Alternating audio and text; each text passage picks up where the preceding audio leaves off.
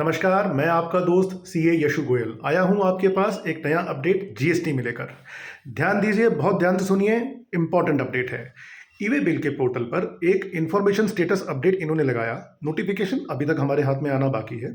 इसमें इन्होंने ये कहा कि जो सप्लायर्स ऐसे हैं जिनके ऊपर इलेक्ट्रॉनिक इनवॉइस एप्लीकेबल हो चुका है, यानी जिनका टर्नओवर 5 करोड़ से एग्रीगेट टर्नओवर 5 करोड़ से क्रॉस हो चुका, उन लोगों को अपना ई वे बिल जनरेट करने से पहले अब इलेक्ट्रॉनिक इनवॉइस जनरेट करना पड़ेगा, और जब तक इलेक्ट्रॉनिक इनवॉइस जनरेट नहीं कर लेंगे तब तक वो अपना ई वे बिल नहीं निकाल पाएंगे।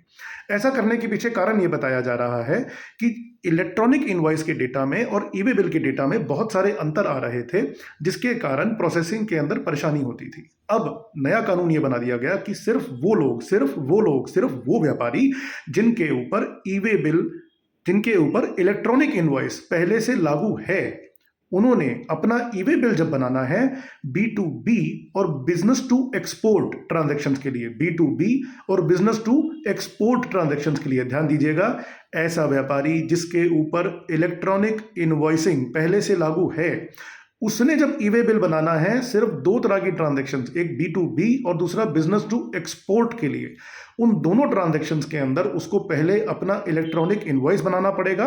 इलेक्ट्रॉनिक इनवॉइस बनाने के बाद ही वो ई वे बिल जनरेट कर पाएगा, अन्यथा नहीं कर पाएगा। उन व्यापारियों के लिए बाकी सारी ट्रांजैक्शंस, जैसे B2C ट्रांजैक्शन अगर कोई है जिसके अंदर आपको ई वे बिल बनाना है, और बाकी तरह की सभी ट्रांजैक्शंस नॉर्मल चलेंगी। अगला सवाल ये उठता है कि साहब, मैंने तो अपना सामान ट्रांसपोर्टर के पास भेज रखा है और पार्ट बी अपडेट करने के बाद ई वे बिल मेरा ट्रांसपोर्टर निकालेगा, उस केस में क्या होगा? उस केस के अंदर भी अगर आपके ऊपर इलेक्ट्रॉनिक इनवॉइस एप्लीकेबल है तो आपका ट्रांसपोर्टर भी तब तक इलेक्ट्रॉनिक ई वे बिल नहीं निकाल पाएगा जब तक आप इलेक्ट्रॉनिक इनवॉइस जनरेट नहीं कर देते हैं।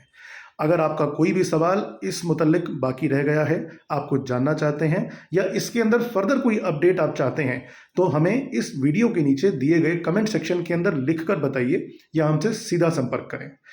उसके अलावा इस मामले में जैसे जैसे कोई नए अपडेट आते जाएंगे, हम आपको अपने इस चैनल के माध्यम से रेगुलर अपडेट देते रहेंगे।